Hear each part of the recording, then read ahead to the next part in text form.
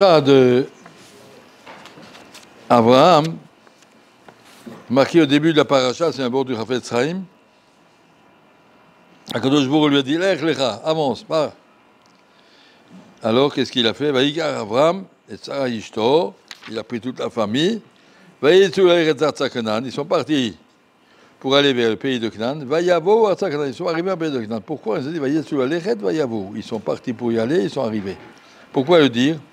Parce que la semaine dernière, à la fin de la paracha de Noach, il y avait déjà l'histoire de Terach, qui avait vu qu'il n'est pas bien là-bas avec toute cette société de la tour de Babel et tous ces gens-là. Il y a marqué Vaïkar Terach et Avram Beno, Vetlot Ben Aram Ben Beno. Terach a pris toute sa famille, son fils, ses petits-enfants, ses belles-filles, ses Raziaratov et chez Avram Beno. Ils sont partis de Ur Kazim, là où Abraham a été jeté dans le feu par Amraphel, par Kedor Omer. Et donc, Terach a dit on n'a rien à faire ici, on s'en va. Ils sont partis pour aller en Eretz Canaan. Terach, déjà, il a décidé de partir en Eretz Canaan. Mais quand ils sont arrivés à Haran, à moitié du chemin, ils sont assis là-bas, ça va, on peut rester là. Omer Chafetz Chaim, un tzaddik, c'est quelqu'un qui prend une décision et qui la tient. Abraham, il a dit on va en Eretz Canaan, il a marché jusqu'à ce qu'il arrive. Alors que Terach, il avait une bonne intention. Nous savons que, comme ça on dit en français, l'enfer n'est pas avec de bonnes intentions. Il était tout à fait d'accord de le faire, mais concrètement, il était paresseux. À un moment, c'est devenu difficile, il est trop loin, viens, on s'arrête ici. Et il va y voir Haran, mais il y a des gens qui prennent une bonne décision, je viens à Kéter, tu vas voir ça, je vais l'Ernen, ouais. Et puis les Yetzirah de paresse les attrape, et puis ils s'arrêtent là, ça va. Déjà, je suis venu, et puis je veux le faire, et j'ai de bonnes intentions, et concrètement, ça ne se concrétise pas. Et la différence entre un tzaddik et un rajak, un tzaddik qui prend conscience, attention, le Yetzirah, il va te mettre des croche-pieds. Il va te faire te coucher très tard le soir, comme ça tu ne peux pas te lever le matin. Il va te faire toutes sortes de choses que tu n'arrives pas à réaliser ce que tu veux. Honnêtement, tu leur demandes ce que vous voulez, pourquoi vous êtes venu à l'Yeshiva. Il va te faire un exposé de 5 pages, qu'est-ce que je veux vraiment, il le veut. Comme Terach, il voulait vraiment aller en Eretz Canaan. Mais il est resté accroché en route. Trop loin, trop difficile. Ça va, on peut rester là, ça va aussi. Et comme ça, si on ne fait pas attention, alors on a l'exemple de Chafetz Chaim, il dit, prenez l'exemple d'Abraham Avinu. Il a décidé qu'il va le faire. Rien ne peut l'arrêter, il doit le faire. Si on a compris que c'est ça qu'on doit faire, il faut aller au bout, il ne faut pas se laisser décourager par tous les croche-pieds que le Yetzirah va nous mettre dans la journée.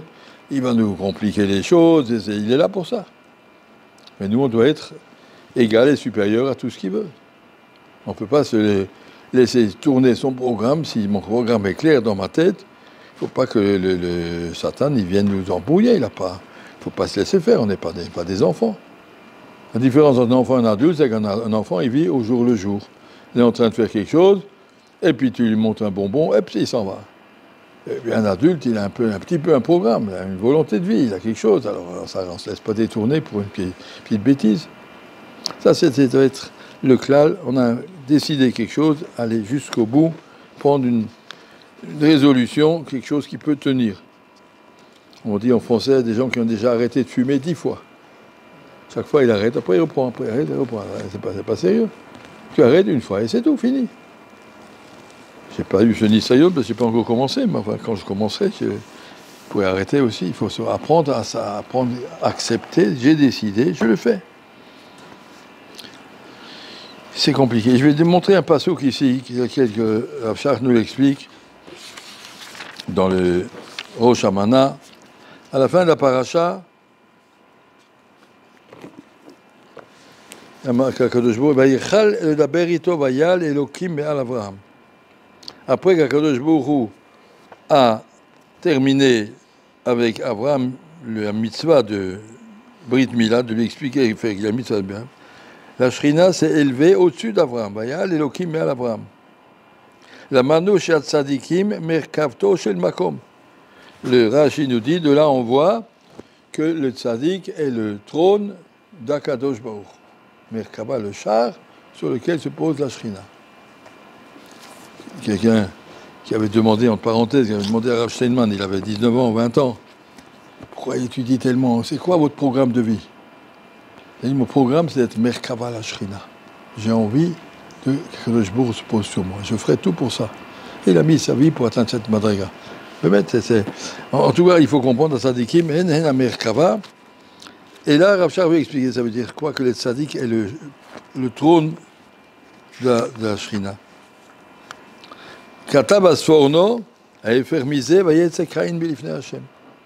Alors que Caïn, une fois qu'il s'est fait gronder par Akadosh Baruch Hu pour avoir tué son frère, vayetze Caïn bilifnei Hashem. Caïn s'est enfui d'Hashem.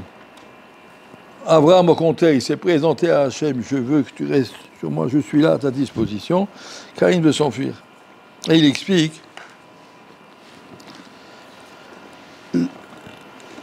un juif, qu'est-ce qu'il veut?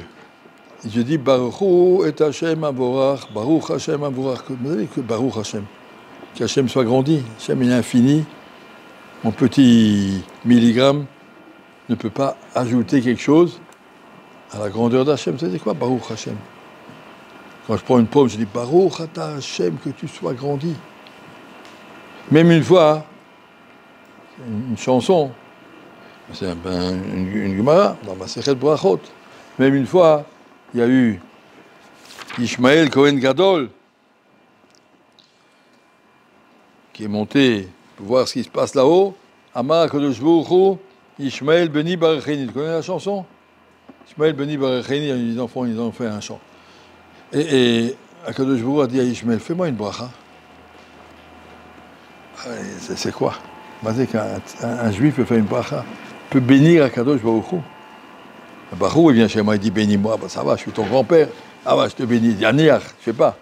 Mais Akadosh Baruch Hu, il dit à Ishmael, béni Baracheni, ça veut dire quoi? Ça veut dire que lorsqu'un juif fait quelque chose de positif, il ajoute de la place à la Shrina dans ce monde. Akadosh Baruch Hu a mis ce monde, je suis là et j'ai créé le Satan dans l'autre sens. Et vous, les hommes, vous allez déterminer où est la limite entre les territoires du Satan et les territoires que vous laissez à Hachem. Le rachat, c'est marqué dans Azinu, Tsur Yeladecha Teshi. Par tes avéros, tu as affaibli le Koach d'Akadosh Baruch Hu.